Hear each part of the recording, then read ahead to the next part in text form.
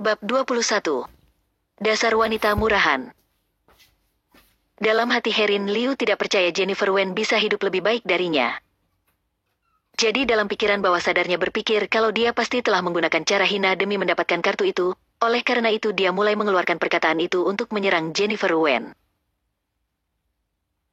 Bella Zhao yang mendengar itu, sengaja menambah bumbu. Omong kosong apa, lelaki tua apa, menipu apa, ya Jennifer itu hanya menganut cinta bebas dan menyukai lelaki yang lebih tua darinya. Jennifer Wen yang mendengar itu langsung membalikan badan, apa yang kamu katakan tadi? Katakan sekali lagi. Sorot matanya begitu tajam, membawa amarah yang tak teredamkan. Herin Liu melihat itu, tak disangka mampu menghadirkan ketakutan dalam hatinya, hanya, dia tidak bisa terlihat lemah di hadapannya, hehe, aku salah ngomong nih. Jennifer Wen memicingkan matanya. Dan Herin Liu dengan lantang menambahkan perkataannya. Itu bukan dari hasil menipu. Tapi harusnya daro hasil mencuri, lelaki tua manapun pasti seleranya tidak serendah itu, lagi pula wanita yang pernah berada di penjara, dalam hal curi-mencuri bukanlah sesuatu yang sulit kan. Sambil mengatakan itu, Herin Liu merasa apa yang dikatakannya masuk akal. Lalu merebut kartunya dari pelayan itu dan melihatnya dengan teliti, Bibi, lihatlah, dia mana mungkin mempunyai kartu semewah ini pasti hasil curiannya kan? Bella Zhao juga melihatnya, bola matanya berputar lalu dengan sok serius berkata, Jennifer, terserah kalau kamu mau melakukan apapun, tapi kalau kamu mencuri, aku tidak bisa tinggal diam, dan kita keluarga aku tidak mungkin tinggal diam melihatmu seperti ini kan? Jennifer Wen mengerutkan keningnya, kedua orang tolol ini memfitnahnya mencuri kartu, mana buktinya? Tanpa bukti koar sana sini mengatakan aku pencuri bukankah itu sama saja memfitnah dan mencemarkan nama baikku, kalian tidak takut ditangkap? Bukti apa lagi? Kartu ini sudah jadi bukti paling kuat. Aku sekarang juga akan melapor polisi, dan kita lihat bagaimana kamu nanti menjelaskannya pada polisi. Suara Herin Liu begitu besar, menarik perhatian banyak orang dan langsung melaporkan hal itu pada polisi. Dia kemudian dengan bangga melirik Jennifer Wen, kali ini kamu akan habis. Jennifer Wen tidak membela dirinya, karena yang dia lakukan semuanya benar, jadi apa yang harus dia takutkan?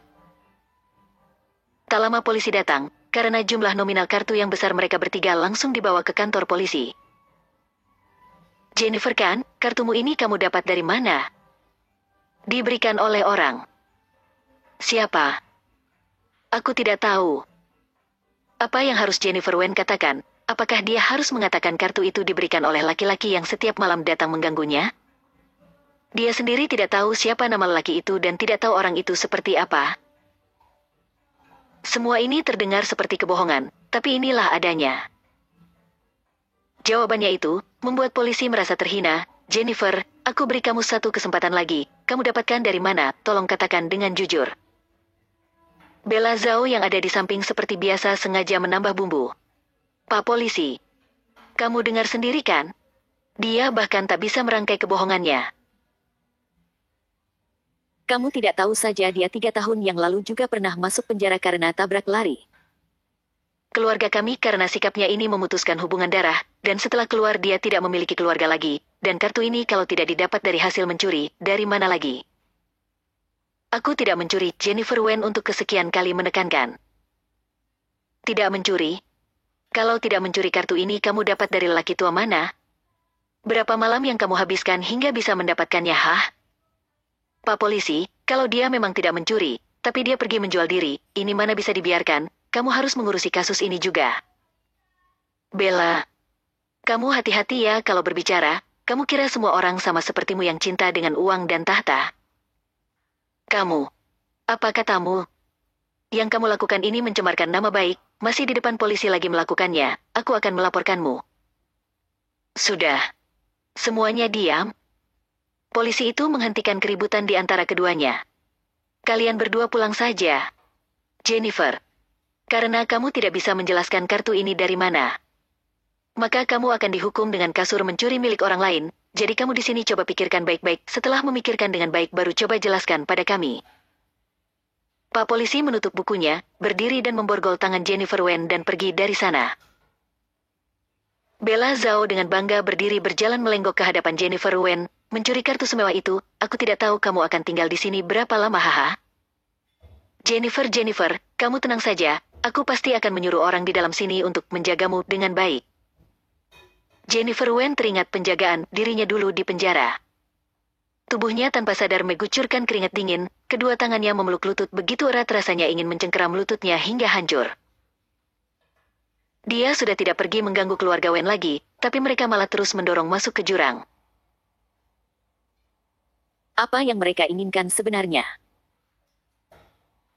Apakah mereka benar-benar ingin mendorongnya sampai mati baru bisa puas dan berhenti? Jennifer Wen memandang wajah menjijikan Bella Zhao, perlahan berdiri, dia rasanya ingin mengenakan tangannya yang diborgol itu untuk mencekik lehernya sampai mati. Bab 22. Kehadirannya apakah benar kebetulan? Tapi pada saat ini, polisi itu kembali, dan hal pertama yang dia lakukan adalah melepaskan borgol Jennifer Wen. Kamu boleh pergi, kemudian berbalik menunjuk Bella Zhao dan Herin Liu, kalian berdua tunggu di sini. Borgol dipasang di tangan Herin Liu, Bella Zhao dan Herin Liu ternganga. Pak polisi, kamu salah, dia orang yang mencuri kartu itu, kami yang datang melaporkannya. Sudah ada orang yang datang membuktikan kalau kartu Jennifer Wen bukan kartu curian. Herin sudah mencembarkan nama baik orang, keadaannya cukup serius dan harus ditahan. Ada orang yang datang membuktikannya? Dan orang yang bisa membuktikan itu harusnya hanya lelaki itu kan? Jennifer Wen tanpa sadar pergi dari sana meninggalkan Bella Zhao dan Herin Liu yang kalang kabut sendiri. Di dalam kantor polisi, ada banyak orang. Jennifer Wen sekilas melihat di pintu ada sosok lelaki yang tinggi. Orang itu mengenakan jas dengan punggung yang lebar, bayangannya sama persis dengan lelaki yang sering datang di malam hari itu. Berhenti. Stop. Dengan berjarak beberapa orang, Jennifer Wen maju mengejarnya, tapi karena orang terlalu banyak membuat langkahnya menjadi lambat. Dia akhirnya mengambil ponselnya dan menelponnya. Ketika telepon tersambung, dia melihat lelaki yang sudah di depan pintu itu mengangkat telepon. Ternyata benar dia. Jennifer, kamu ini kok bisa bodoh sampai seperti ini ya? Suruh kamu belanja saja bisa sampai masuk ke kantor polisi? Dan orang seperti mereka pun bisa membulimu seperti ini, suara yang terdengar di telinganya entah mengapa membuat dirinya menjadi tenang. Kamu datang ke kantor polisi untuk membuktikan kalau aku tidak bersalah. Dia memegang ponselnya sambil perlahan maju, jantungnya saat ini berdetak begitu kencang. Ya kalau tidak, kamu kira keluarga lu yang akan membantumu? Jangan bercanda, mereka mana mungkin mau membantumu? Di dunia ini kecuali aku tidak akan ada orang yang mau membantumu. Mendengar sindiran lelaki itu, dalam hati Jennifer Wen merasa terharu. Dia sudah berjalan ke sisinya. Terima kasih, hari ini sudah datang membantuku. Kalau kamu tidak datang aku mungkin tidak bisa pulang ke rumah keluarga lu dan mereka pasti tidak akan melepaskanku dengan mudah. Hari ini luar biasa patuh ya, kalau malam juga bisa patuh seperti ini aku pasti akan merasa sangat puas. Setelah mengatakan itu lelaki itu menutup teleponnya.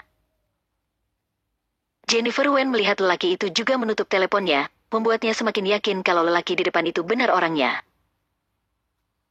Melihat lelaki itu mau melangkah pergi, Jennifer Wen dengan cepat maju, menarik lengan jasnya, dan mengunci jalannya tapi setelah dia melihat wajahnya, dia langsung terdiam. Nicholas, ternyata kamu? Nicholas Lu melihat Jennifer Wen mengerutkan dahi, kamu bagaimana bisa di sini? Kamu masih mau berdrama, padahal sudah jelas kamu yang menyelamatkanku, kenapa masih berpura-pura? Kamu setiap hari memainkan dua peran tidak capek apa, memainkan aku seperti ini memangnya menyenangkan hah? Api kemarahan Jennifer Wen seketika naik. Nicholas Lu kalau mau membuatnya menderita, untuk apa setiap malam datang dengan orang yang berbeda, kalau dirinya langsung ingin menyusahkannya pun dia juga tidak bisa melawan?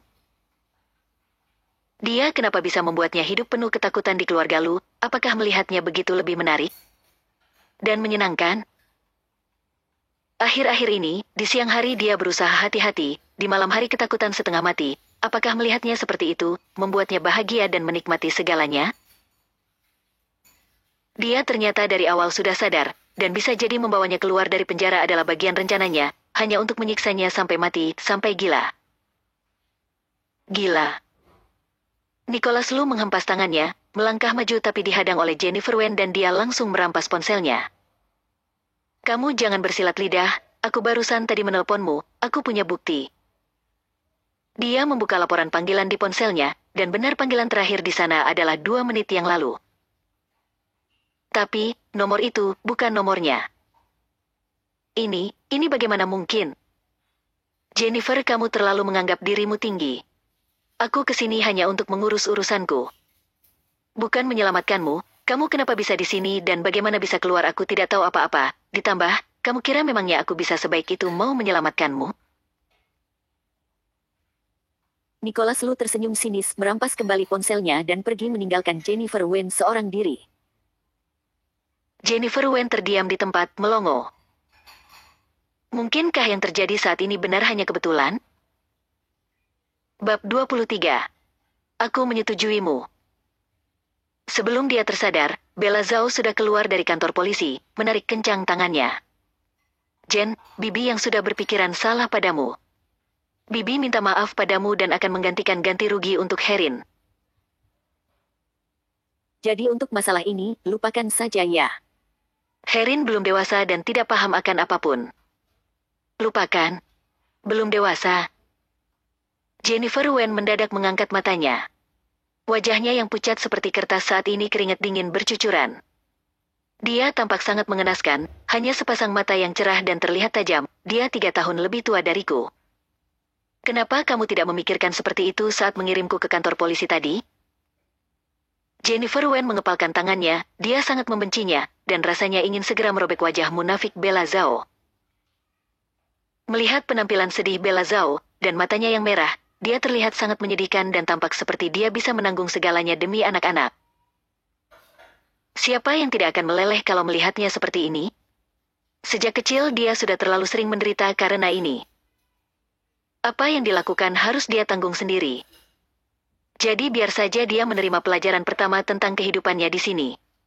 Agar dia dapat memahami bahwa hal-hal yang tidak boleh dikatakan dengan sembarangan di lain waktu. Setelah mengatakan itu, Jennifer Wen memanggil taksi dan pergi dari sana. Bella Zhao berdiri di tempat sambil menggertakkan gigi. Bagus ya kamu anak ingusan, kamu tidak hanya berada di balik keluarga Lu, tapi juga ada orang kaya yang melindungimu. Wanita murahan, dasar kamu, tunggu saja. Setelah kesana kemari seharian, Jennifer Wen merasa tubuhnya begitu lelah, tapi begitu tiba di rumah keluarga Lu, dia dipanggil Nicholas Lu pergi ke ruang kerja. Sekeluarga ini ya baik yang tua maupun yang muda suka sekali memanggil orang pergi ke ruang kerja. Jennifer Wen berdiri tidak jauh dari meja kerjanya, dan Nicholas Lu selesai melihat dokumennya baru perlahan meliriknya. Jelaskan, kenapa bisa masuk ke kantor polisi? Memangnya ini apa hubungannya dengan Tuan Lu? Karena bukan Nicholas Lu yang menyelamatkannya, jadi dia untuk apa menjelaskan panjang lebar padanya? Jennifer. Kita ini adalah suami istri sah di mata hukum. Kamu masuk ke kantor polisi itu sama saja dengan menamparkan wajahku. Aku tidak peduli kamu di dalam sana menerima apa saja, aku hanya ingin tahu, apakah pihak pelapor itu ingin menyerang keluarga Lu atau tidak? Jennifer Wen tersenyum sinis, benar-benar suami yang tidak berperasaan. Pihak pelapor murni datang menyerangku. Kamu lupa ya dengan perjanjian kita, dunia luar tidak tahu kalau kita suami istri, dan orang-orang bagaimana bisa memanfaatkanku untuk memukul wajahmu, Presdir Lu. Baguslah kalau begitu, pergilah. Nicholas Lu melambaikan tangannya, Jennifer Wen berbalik badan saat hendak keluar dari sana, Nicholas Lu berkata lagi. Jennifer, aku tidak peduli hidup dan matimu, tapi kalau kamu berani di luar menamparkan wajahku, aku pasti tidak akan membiarkanmu hidup dengan baik. Mata Jennifer Wen berkedut, lelaki ini bukan lagi lelaki yang menghangatkan saat kedinginan dan mau mendengarkan segala keluh kesahnya. Baiklah, aku tahu. Keluar menutup pintu, Jennifer Wen pergi dari sana tanpa ekspresi. Sampai di kamar, di lantai dipenuhi oleh plastik belanja, melihat mereknya, itu adalah toko baju yang tadi siang dia sambangi dan terlibat cekcok dengan Bella Zhao dan Herin Liu. Tapi dia tidak membeli apapun di sana. Kenapa barang-barangnya bisa ada di sini? Teleponnya lagi-lagi berdering, laki-laki itu yang menelponnya. Aku sudah membelikan semua baju di toko itu untukmu, ukurannya sesuai denganmu, bagaimana, suka tidak? Wanita bodoh, ingat lain kali kalau menerima penghinaan seperti tadi jangan sampai buat aku kembali datang dan membereskannya untukmu ya. Mata Jennifer Wen berair, bibirnya bergetar, tanpa sadar mengatakan perkataan yang selama ini dia takut untuk katakan. Malam ini kemarilah, aku menyetujuimu. Selama ini, kecuali laki-laki ini, tidak ada lagi orang yang membantunya. Orang-orang lainnya hanya bisa membulinya, menyakitinya, dan selain laki-laki ini dia tidak bisa percaya pada siapapun. Setelah menutup teleponnya, dia mengelap air matanya, menegarkan diri, membereskan baju memasukkannya ke dalam lemari, tapi saat melihat satu bagian lemari yang tersembunyi dia langsung terdiam. Tengah malam. Jennifer Wen seperti biasa tidur di lantai. Nicholas Lu masih di ruang kerja bekerja, dia dengan gugup mengulurkan tangan memegang sesuatu di bawah bantal berusaha memperhatikan segalanya telah terletak dengan baik baru bisa merasa lega. Tubuhnya tiba-tiba dipeluk dari belakang, dia tahu kalau dia sudah datang. Kamu sudah datang. Dada lelaki itu menempel di punggungnya, begitu hangat menembus ke kulitnya yang memakai piyama tidur, tapi hatinya sebaliknya terasa dingin. Hari ini sudah menyetujuiku. Membuatku sedikit terkejut. Lelaki itu memegang tangannya yang bekas diborgol lalu dengan lembut membelainya. Gerakannya itu begitu lembut dan kalau bukan karena hatinya sudah dingin dia pasti akan sepenuhnya terharu dan percaya padanya. Jennifer Wen berbalik dan menempelkan kepalanya di dadanya, dengan suara lemah lembut berkata, "Mulai sekarang aku hanya akan bergantung padamu." Lelaki itu tertawa kecil, memeluknya begitu erat. Tentu saja, setelah bersamaku, itu pasti tidak akan kurang dari bersama Nicholas. Jennifer Wen dalam pelukannya tersenyum sinis. Hei, benarkah seperti itu? Tidak peduli baik itu dia ataupun Nicholas Lu, mereka sama-sama monster baginya. Setelah mengatakan itu, lelaki itu memasukkan tangannya ke dalam bajunya dan mulai menjelajahi tubuhnya. Seluruh tubuh Jennifer Wen mengeras, jantungnya berdegup kencang. Tahan sebentar lagi, tunggu sebentar lagi. Setelah menunggu sampai dia tidak bertingkah was-was lagi, dia baru bisa melakukan itu.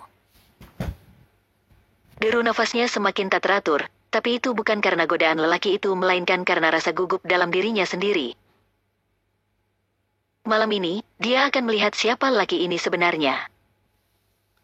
Di saat laki-laki itu akan membobol pertahanan terakhirnya, Jennifer Wen mengambil lampu senter di bawah bantalnya, sinar yang menyilaukan itu langsung jatuh di wajah lelaki itu. Bab 24.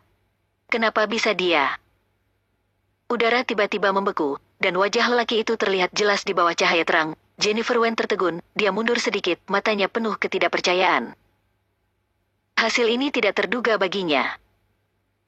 Dia awalnya berpikir kalau laki-laki ini mungkin siapa saja yang pernah berhubungan dengannya, tetapi dia tidak menyangka kalau itu. Ternyata dia. Kletak. Senter direbut oleh lelaki itu dan dijatuhkan ke lantai. Cahaya yang terang akhirnya padam. Ruangan kembali menjadi gelap gulita. Pupil hitam samar lelaki itu di bawah sinar bulan memancarkan cahaya yang dingin. Dia seharusnya tahu, setelah begitu banyak detail, dia seharusnya bisa mengira kalau itu dia. Lelaki itu mencengkeram leher Jennifer Wen. "Jennifer, kamu menjebakku. Siapa di antara kita yang sebenarnya menjebak Nicholas Lu." Suara Jennifer tertahan di tenggorokannya, mengucapkan namanya dengan susah payah. Ternyata lelaki ini benar-benar dia.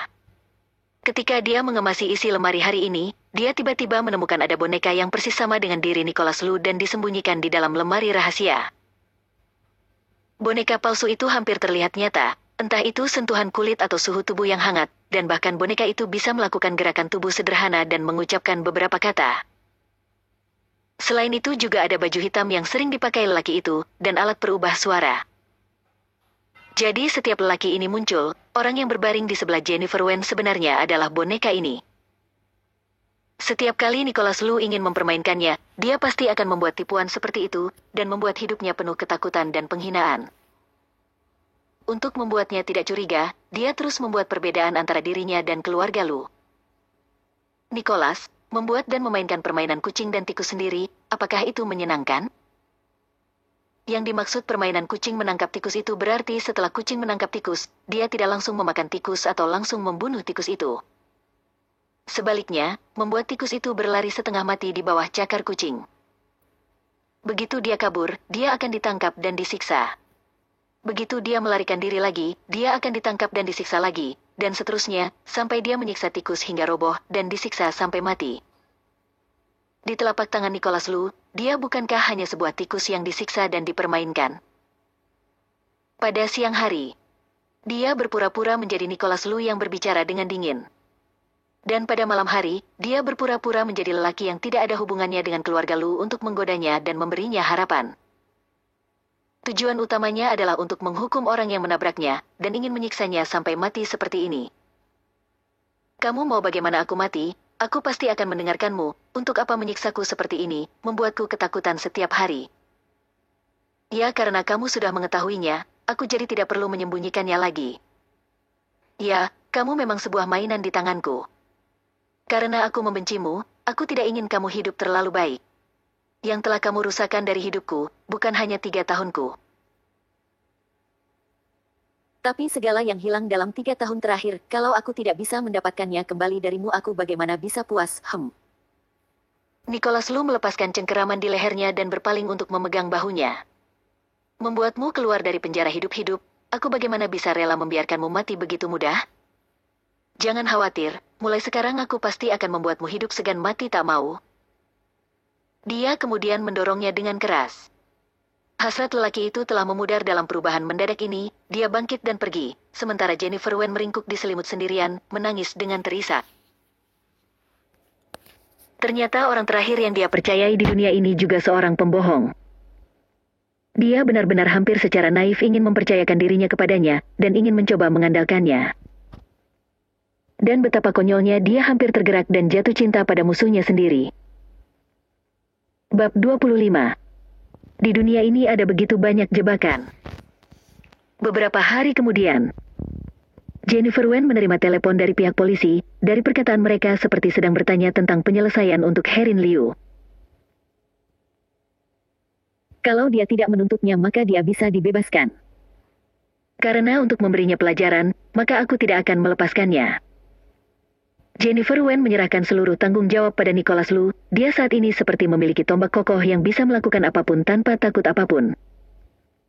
Pihak polisi mendengar itu langsung mengerti, kemudian menelepon keluarga Wen, memberitahu kalau mereka bersiap membawa masalah Herin Liu ke pengadilan. Anak sialan ini, Richard Wen setelah pulang baru mengetahui berita ini, tentu saja beritanya telah ditambahi bumbu oleh Bella Zhao. Dari penjelasan yang diceritakan Bella Zhao, hari itu, berubah kalau dia dan Herin Liu sedang pergi berbelanja, kemudian Jennifer Wen melihatnya dan dia tidak hanya merampas barang mereka tapi juga berani memukul mereka. Kemudian, memanfaatkan kekuatan orang di belakangnya membawa Herin Liu ke kantor polisi. Hari itu aku lihat wajahnya begitu merekah, dia mungkinkah berhasil menduduki posisi di keluarga Lu? Keluarga Lu yang tinggi dan bersih itu bagaimana bisa tertarik dengannya? Orang yang tidak tahu malu dan hanya bisa membuat keluarganya malu. Richard Wen benar-benar marah. Kalau dia tidak bisa melepaskan Herin Liu itu sama saja dengan menjatuhkan harga dirinya, apalagi dia di keluarga Zhao memiliki wajah yang tinggi, jadi ini membuatnya benar-benar kesal. Tapi Jen saat ini benar-benar memanfaatkan kekuatan keluarga Lu dan tidak mau melepaskan Herin. Salahku, kenapa waktu itu tidak berusaha menahannya? Bella Zhao melihat Richard Wen stres, menundukkan kepala, mengelap air mata yang sebenarnya tidak ada, terlihat begitu menyedihkan. Apa yang harus ditahan? Kamu itu orang tua, ibunya, mana ada cerita kamu yang harus menahan segalanya? Aku sekarang juga akan menelponnya, dan akan mengajari anak sialan ini baik-baik. Beberapa hari ini, Nicholas Lu selalu di luar dan tidak pernah pulang. Jennifer Wen juga tidak tahu harus bagaimana menghadapinya. Dia juga tidak mungkin meninggalkan rumah keluarga Lu, dan lebih tidak mungkin menghindari lelaki ini. Ya, perasaan yang mengelilinginya saat ini hanyalah kepasrahan. Jennifer Wen membuka laptopnya, dan membaca dokumen di depannya. Hansen Bai barusan menelponnya, dan mengatakan sudah mencarinya suatu pekerjaan. Walaupun bukan pekerjaan yang sibuk dan bertaraf tinggi, tapi itu masih membuatnya gugup. Karena dia sudah meninggalkan dunia sosial bertahun-tahun, jadi dia harus mengumpulkan uang dan menghidupi dirinya sendiri dan kembali ke kehidupan normal awalnya. Karena lagi pula di sisinya tidak ada seorang pun yang bisa dia percaya. Dia hanya bisa bergantung pada dirinya sendiri. Dan melepaskan diri dari keluarga Lu, keluarga Wen, dan pasti akan ada satu hari dia bisa membawa ibunya terbang jauh dari sini dan meninggalkan tempat yang membuatnya menderita ini. Dan kebetulan, pekerjaan ini bisa jadi alasannya untuk menghindari kesempatan bertemu dengan Nicholas Lu. Saat telepon Richard Wen masuk, Jennifer Wen sedang bekerja. Hansen Bai mengenalkannya pada sebuah perusahaan periklanan tingkat tengah. Karena dia adalah pendatang baru, jadi pekerjaannya tidak terlalu sibuk, paling hanya membantu rekan-rekannya menangani dokumen dan mengurusi pekerjaan kecil. Teleponnya tiba-tiba berdering, dan Jennifer Wen melihat itu telepon dari Richard Wen. Tanpa banyak berpikir dia langsung menutup teleponnya. Richard Wen melihat itu sangat marah dan hampir membuang ponselnya. Memangnya dia kira setelah Nicholas Lu menyukainya dan menjadi kekasihnya, dia sudah menjadi paling hebat sampai bisa mengabaikannya? Panggilan telepon terus-menerus masuk, dan orang-orang lain di kantor langsung menoleh. Jennifer Wen melambaikan tangannya meminta maaf dan mematikan teleponnya. Setelah beberapa saat, Richard Wen akhirnya berhenti menelponnya. Ponselnya tiba-tiba menyala. Itu adalah notif pesan teks yang masuk. Kamu memangnya tidak ingin tahu situasi ibumu saat ini? Kalau kamu mau tahu silahkan telepon aku kembali. Jennifer Wen melihat kalimat ini, langsung dan melangkah keluar. Dia tidak pernah berpikir kalau Richard Wen bisa begitu tidak tahu malu, mengancamnya dengan kondisi ibunya, tetapi dia hanya bisa menerima kondisi itu dengan patuh. Jennifer Wen pergi ke kamar mandi, mengunci pintu, dan menelepon Richard Wen. Teleponnya tak lama tersambung dan tangannya gemetar. Kenapa? Aku sebagai ayahmu menelponmu, kamu masih tidak mau menjawabnya. Suara dingin Richard Wen masuk ke telinganya, membuat Jennifer Wen menggigil. Aku tidak melihat panggilannya. Presiden Wen tidak mungkin cuma karena hal kecil ini marahkan. Jennifer Wen menjawab dengan ringan, apa yang sebenarnya terjadi pada ibuku? Saat itu ibunya jatuh sakit karena melihatnya masuk ke dalam penjara, dan sejak hari itu Jennifer Wen tidak pernah melihatnya lagi. Setelah dibebaskan dari penjara, bukan karena dia tidak ingin pergi mencari ibunya, tetapi dia tidak tahu bagaimana menemukannya. Dia menelepon dan bertanya di panti jompo yang ada di kota ini, tapi tetap tidak ada jejak ibunya. Sepertinya, keluarga Wen memang sengaja menyembunyikan ibunya darinya.